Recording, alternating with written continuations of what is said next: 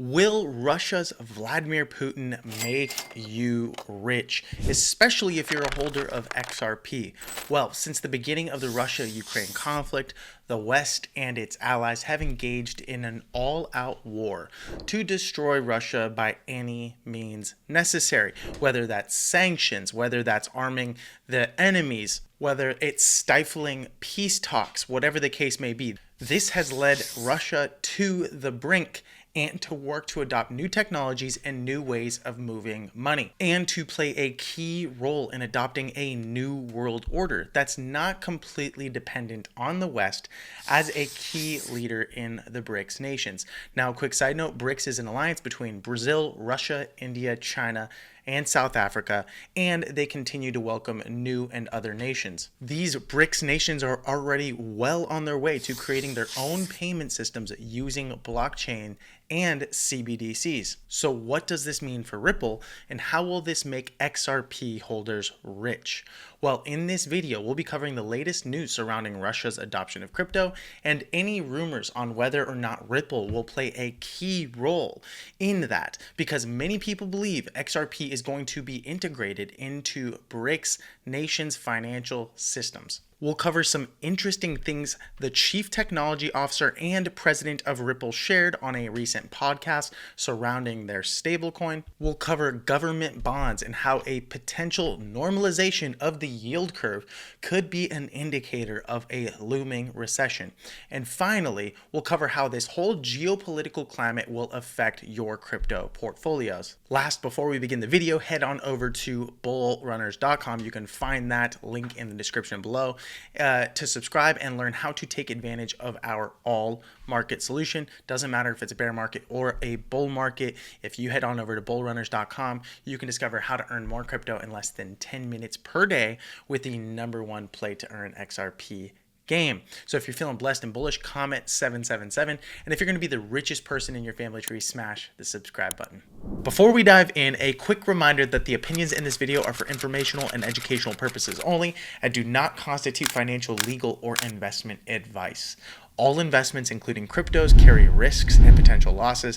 Always do your own research and consult with a licensed financial advisor. We are not licensed financial advisors, and relying on our content for financial decisions is at your own risk. By watching this video, you agree we are not responsible for any losses or damages, and we do not guarantee any specific results or outcomes. Some of the links below may be affiliate links, and we may earn a commission, which actually helps support this channel and helps us to create value-based videos like this. We also hold some positions in the cryptocurrencies that we talk about, but that's only because we do what we believe in. However, this should not be interpreted as a recommendation for you to do the same.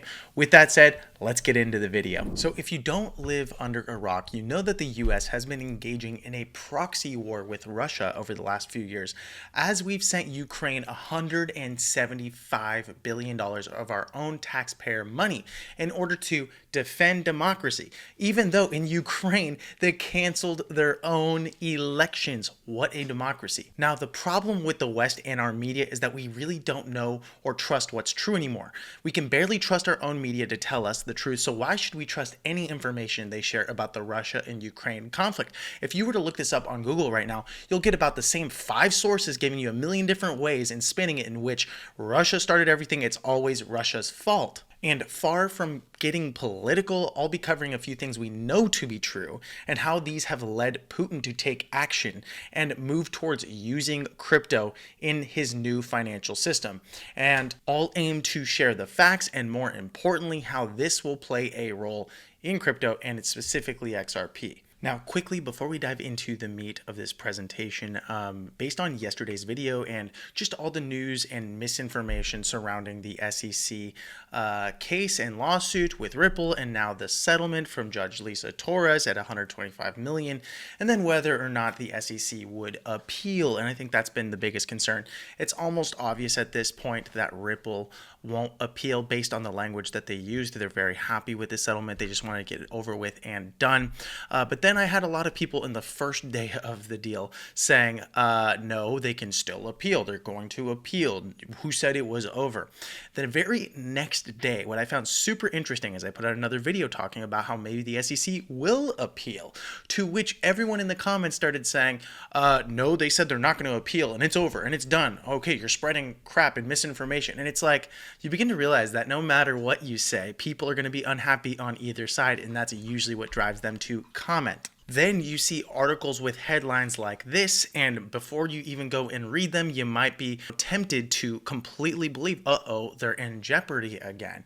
And on the flip side, oh my goodness, look, they're never going to appeal, because another headline reads, the SEC isn't going to appeal, and then they don't actually fully state that in the article, which is why I think it's so important to really think about information bias, right, and just cognitive bias, right? If you believe something, you're probably going to seek out and see information that entails what you believe and confirms and supports it. So that said, what I've learned in crypto markets is that nothing really ever is fully done until it's done. It's not true until the price hits that range. And so ultimately there is a 60-day period where anything can happen. But the latest news surrounding this before we begin the video is this. A recent post from Eleanor Terrett said she reached out to the SEC Gov. Here was their statement. And to be fair, maybe it's true, maybe it's not. I'm not too sure. I haven't done my digging into Eleanor. Who is she? Is it possible that she was complete crap? It seems like she's legit, but who knows, right? I didn't have the time to. Maybe you do. That said, the response from both sides shows that each feels they got the better deal. Ripple is celebrating because the fine was $1.75 billion less than what the SEC originally suggested. The SEC is celebrating because Ripple now has to pay 12 times the amount it originally suggested. And the judge agreed that the firm had violated a securities law, and that does not deem XRP a security. Again, that just simply means that they sold unregistered institutional products to institutional players who actually didn't even incur losses. Based on all this, I feel the appeal of the remedies ruling from either side is unlikely. Now, here is the most important point, okay? I think it's more likely that the SEC would appeal the July 2023 ruling. And I think everyone's kind of skipping over that, not really realizing that they could appeal the 2023 ruling and maybe they won't appeal this ruling, but ultimately they might want to attack XRP more, considering that they've been doing so in the crypto markets, right? They might have dropped Ethereum based on the fact that they got a spot ETF, but now they recently filed new lawsuits in the crypto space. And so I just think at this point they're going full scorched earth before the election. They don't really care. Maybe they want this over because they realize they can't win. But at the end of the day, would it actually hurt them to use more taxpayer dollars to appeal the 2023 ruling?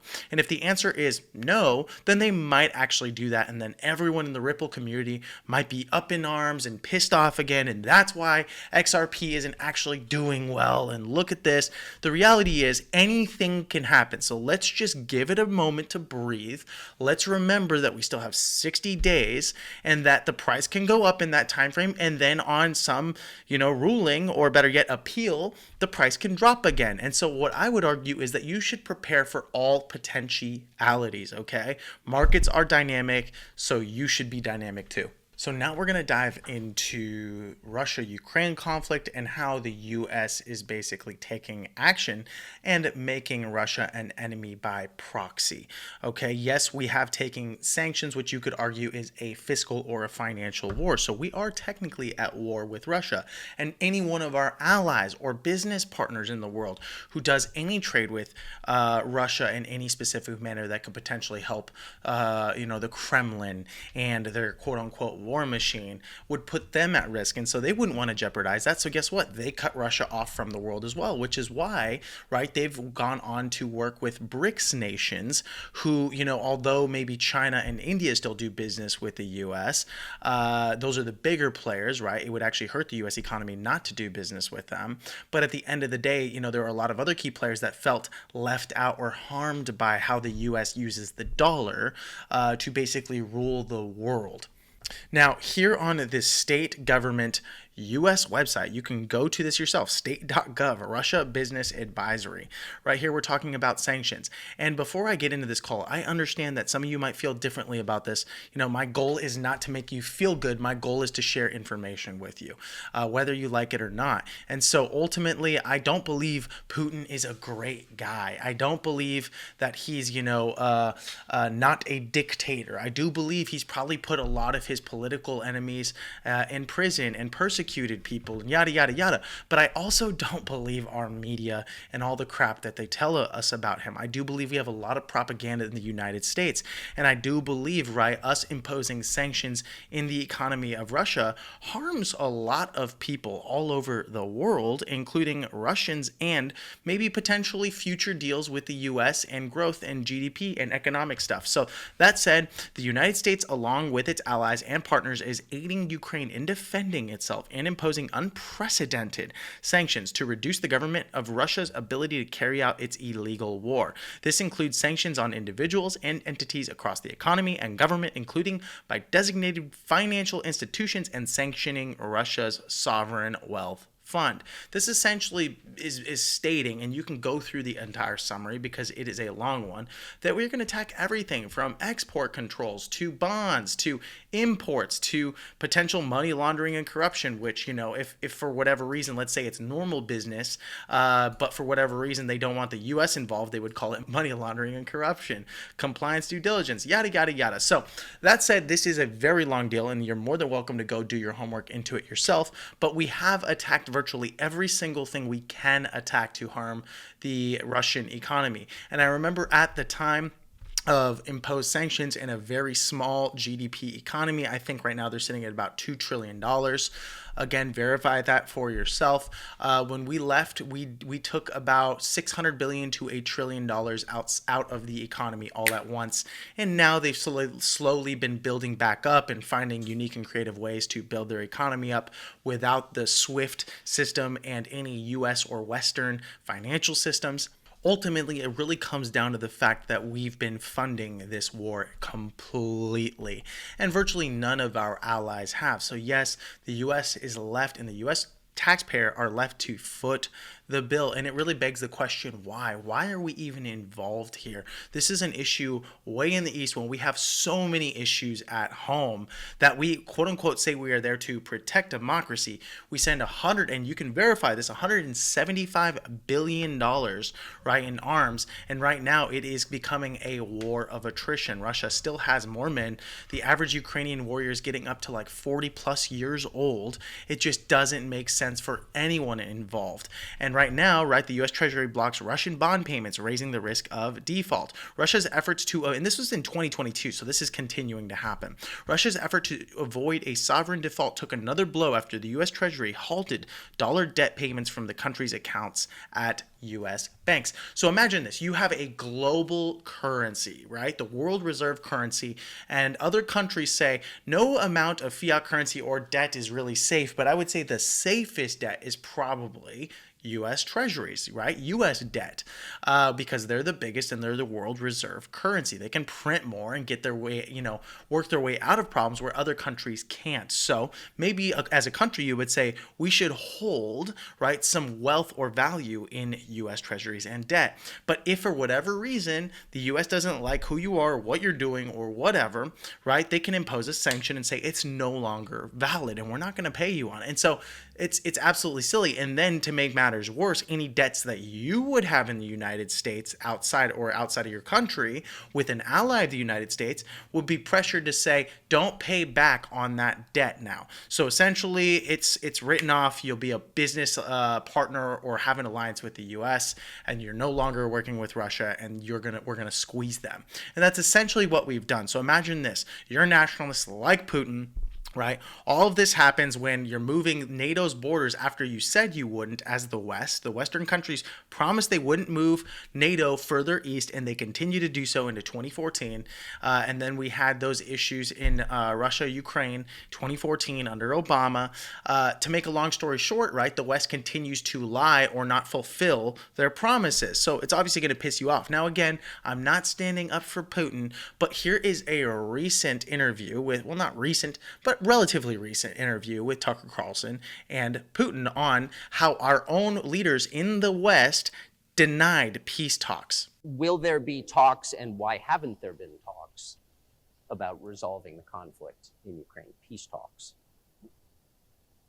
They have been. They reached a very high stage of coordination of positions in a complex process, but still they were almost finalized. But after we withdrew our troops from Kiev, as I have already said, the other side threw away all these agreements and obeyed the instructions of Western countries, European countries, and the United States to fight Russia to the bitter end. Moreover, the president of Ukraine has legislated a ban on negotiating with Russia. He signed a decree forbidding everyone to negotiate with Russia. But how are we going to negotiate if he forbade himself and everyone to do this? We know that he is putting forward some ideas about this settlement, but in order to agree on something, we need to have a dialogue. So why would they have an incentive for peace? Ultimately, Zelensky seems to be at the beck and call of the US government and vice versa. There's a very profitable relationship there as the military-industrial complex continues to become richer and richer, selling weapons to Ukraine and ultimately destroying a potential common enemy of the West, which is Russia. But I don't disagree or disbelieve with what Putin shared there. I do believe that actually happened. He did pull out of Kiev, and then what happened was we completely threw everything out the window and then continued to say will be no peace talks and things are going to the bitter end. So obviously, if you're a nationalist and you want to protect or save your country as Putin, then you're going to go, okay, well then we're going to start arming your enemies. There's nothing else we can do. There is no talking anymore, right? We've tried and it's not happening. Now, again, I'm not trying to be an apologist. I'm just trying to look at this from the perspective of all incoming information and realizing that really this whole thing has driven Putin to say, we've got to find a new way to operate in this world. We're going to have to do it without the West. Now, not too long ago, Putin himself spoke at the BRICS, or the 10th BRICS Parliamentary Forum, and in it he highlighted the importance of parliaments in promoting multilateralism, justice, global security, aligning with BRICS principles of democracy, sovereignty, and mutual respect. Putin acknowledged BRICS' growing influence and the critical role of parliamentary dialogue in addressing the needs of billions worldwide, according to the translation by the Kremlin. Here he said he criticized the resistance from Western elites to the new geopolitical and economic reality, describing their actions as colonialism. And if you don't already know, one of the key ways that the West has basically globalized or rules and runs the world is through their financial system. The second way would be through arms and weapons of war. But in this case, they can't do business in the world if they don't have a new financial system to work upon, which is why BRICS advances towards independent digital payments, and a Russian official has stated that. And in this article, they state that the creation of independent financial payment platform BRICS Bridge, a standalone mutual payment system on a firm joint platform, is now being discussed within BRICS. Faced with sanctions and being cut off from SWIFT, the Bank of Russia has created its own payment system, now adopted by many countries. Matyavenko remarked optimistically. Alexander Babakov recently emphasized the need for a BRICS alternative to the SWIFT messaging system to reduce reliance on Western institutions and simplify non-dollar transactions. So exactly how does this all fit? How does this all make sense? If the BRICS nations do start to adopt new financial systems in terms of moving money globally, okay, and these are not small economies by any means. Now, none of them match the scope and scale of the U.S., but the U.S. is on its decline while these countries might actually be developing. And I'm not talking about Russia, but I am talking about their partners like potentially Brazil, but realistically India and China. Still, there have been so many rumors surrounding how SWIFT will be replaced with XRP and how SWIFT is going to move money with BRICS, and all of these countries are going to adopt CBDCs running on Ripple technology and a new global financial system and yada, yada, yada. And to be honest, it's pretty easy to be confused. But the reality is this. Ripple does have some amazing financial products and technology. But at the end of the day, if they started doing business with Russia out the gate, yet while they're trying to remain compliant in the United States, I doubt that would work out for anyone. So again, how would BRICS nations and arguably Russia and Putin make any XRP holder rich? Well, before I explain that, we'll take a quick second to talk about how you should go to bullrunners.com. we're going to continue to plug this thing until you at least go check it out. I mean, that's the worst thing that could happen is you take a couple minutes of time and say, hey, maybe it's not for me. But really, the whole goal of this is to help you be better prepared to deal in a bull market or a bear market. In a bull market, you're going to be extremely happy because this is a great way to earn more crypto into a potential major move up. On the downside, if you're earning crypto, but crypto continues to drop or XRP continues to drop a little, doesn't matter because you're earning crypto. So it's going to increase your basis or your dollar cost average into the market. So you'll actually have more XRP before we reach a bull market. So there's literally nothing to lose and everything to gain, but you're going to discover how to earn more crypto in less than 10 minutes per day with the #1 play to earn XRP game. And if you have questions or you're confused, you can just hop on over here, watch this quick video so you understand what it is and how it works. Then you do it in 3 simple steps. The first step, get an XRP wallet. The second step, get your game pieces. And the third step, you play the game to get your crypto. And yes, your crypto is real. You can transfer it for real dollars. This video in the series will explain how you do that, and it takes literally 10 minutes a day. So you have nothing to lose, everything to gain. Go to bullrunners.com, subscribe, and you'll learn more. So yes, I doubt that Ripple technology is going to be directly integrated into a Russian platform. Maybe in some point in the future, a BRICS platform, but it would still, if you're in BRICS, you're obviously a partner to Russia. And so it's a very sticky game to play considering they're currently in and out of lawsuits with, the SEC. And yes, that has ended, but we do still have a period. So at no point in the near future are they going to do anything with BRICS. I can assure you that, at least until we know for sure that we don't have the SEC filing an appeal. Now, I have, they recently released a stablecoin called RLUSD, and here is Monica Long in particular talking about the stablecoin. And what I remember was you would talk about how the vision was to create issued assets onto the ledger, and built into the ledger was an order book that would be a really efficient liquidity mechanism for these different assets. And this is how the ledger would ultimately facilitate efficient transactions and in particular payments. So I suppose it just goes back to those fundamentals of if we think that blockchains are here to revolutionize finance and to create a new future of decentralized finance, you need to have representations of currencies on blockchains. So it's that fundamental, to make decentralized finance happen, you need these stable coins. Now, the Ripple stablecoin is something that I believe is going to bring a lot of new attention from institutional players to the XRPL ledger. And the reason I think that's the case is because a lot of these companies, maybe they didn't want to hold the volatility of XRP. And so now they can transfer it for, RLUSD, which will be backed dollar per dollar in terms of their stablecoin in real US dollars, whether that's debt from treasuries or any other assets for that matter. And yes, it will be audited by a third party. So they're really trying their best to completely remain compliant to operate in the biggest financial market in the world, which is the US. Now, this is directly from their website when we're talking about their stable coin. And again, when it comes to the stable coin, they can work to create incentives to use their stable coin versus other stable coins on their platform in congruence with XRP. So it's not going to take away from the value of XRP. It's actually just going to bring more money, more transfers, more business into their ecosystem, which is a really good development.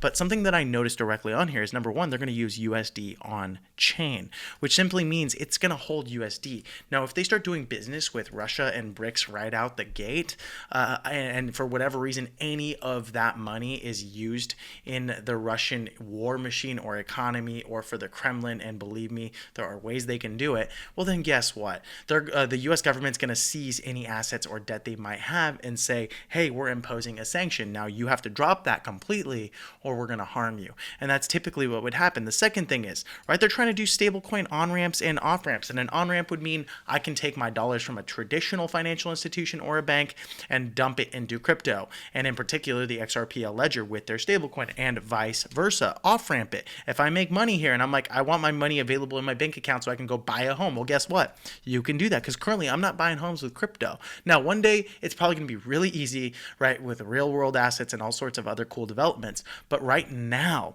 we still need off ramps, and ultimately we'll always need off ramps. Not everything is going to live in the world of crypto. It's just a better way of doing things. So that said, if we're going to have that, right, these are on ramps and off ramps inside of the United States that our government could shut down. So by no means do I ever see, right now at least, Ripple and XRP providing solutions for them. So again, how is, Putin and all this stuff bullish for XRP? Well, my personal theory is because we are working so hard to play proper inside of the United States, and because Western countries as a whole have far larger market caps and GDPs, and we're consistently centers of growth when it comes to innovation and technology, although that's not been the case with crypto recently, I think that's going to change. I do believe that if we continue to play well with regulators, they're going to actually create incentives and programs for people to want to use good products, good technologies inside of the United States in a regulated manner, which seems to be what exactly XRP and Ripple and the team are working towards. So I think because of their position in terms of market cap, because of their position in terms of technology, because of this settlement with the SEC at this point, I do believe that they are going to be one of the biggest key players to benefit from the next decade of adoption in major countries like the US, especially if we're not moving into countries like Russia. Now, I would love for it to be adopted by Russia, but when you look at Russia, Russia is $2 trillion. The United States is $28 trillion. And then virtually all of our other allies and partners in the world combined, right? When you combine all of these major Western players, both Canada and even Mexico are bigger, and they sandwich Russia. So there's no reason that Ripple and XRP couldn't take over a large portion of that market. And Russia, right, playing ball in their own field, could potentially incentivize our government and regulators to say, well, since Ripple and XRP has the only regulatory, true regulatory clarity in the United States, and because they have the right technologies, we are going to incentivize people to adopt them. We're going to bring them to all the major institutions and banks and systems, and Russia can no longer have access to that at all. So that's my theory. If they go and start to build out their own blockchains, I just don't believe that Ripple in particular is going to be one of them if Ripple wants to play good in the United States. Now, from a price action perspective, what should you be doing? Well, I'll tell you this. The news apparently wasn't enough to get us to really break out to any new all-time highs or to even break above this year-long downtrend. Yes, we've seen a series of lower highs and lower lows, with one in particular higher low right here on August 5th. So that said, we are kind of in no man's land, which means you need to have a game plan. If you potentially see XRP being at least $3 to $5 in the upcoming 2 years, 5 years even, right? What if it goes to $10? I don't know. Nobody really actually knows, and anyone that tells you they do is lying. Okay, maybe unless you're Brad Garlinghouse, but you still have to get lucky. You have to have the right partnerships. You have to have the right people buying your tokens, so on and so forth. He can't provide all the liquidity, right? Ultimately, we do need to break above these major highs right here at 64 cents and arguably above our major range resistance right here at about 75 cents. So unless we can break above those two, it seems far more likely to me, based on our EMAs here, 10 and 20 on a 4-hour time frame, pretty straightforward. We broke above, we're currently being supported at the 20, but we're weakening quite a bit, and now we're ranging between that 10 and 20. So this leads me to believe, unless we can even break above this current downtrend, and I'll go ahead and take a resistance line right there, right? If we can't break above this on any serious time frame or volume, then chances are we're probably coming back down. Now that might be some disappointing for some of you, but I would argue it's a great buy opportunity. And my buy zones would be about 49 cents up to like 52 cents. I think that's the next major range of support. And that could be our new major higher low in our longer term start to an uptrend from the low at 38 cents. Now, this is if the economy doesn't continue to get weaker, because if it does, we might dump a little bit lower. But I personally believe anything down to 30 cents is such a good freaking opportunity and a steal that you should, if you believe in the future of XRP and Ripple and everything that they're doing over there, that you should be accumulating through those ranges. Now, is that going to happen? I don't know, but I'd rather accumulate through here knowing that it's going to hit $3 in the future, right, than not accumulate at all out of fear. So I would argue dollar cost averaging is probably a great way to manage risk in your portfolio. That said, do what you want with your portfolio, but that's what I would be doing. Now, personally, I believe one of the best ways to manage risk is to put your money to work for you. So by earning crypto, right, you're essentially lowering your basis or average in XRP, and you can put that XRP to work by going to bullrunners.com to discover how to earn more crypto in less than 10 minutes with the #1 play to earn XRP game. And I can assure you, you have nothing to lose, everything to gain. Head on over there. You can find it in the description below. And if you haven't already, subscribe, like the video. It helps us out. And I look forward to seeing you in the next video, my friend. Goodbye.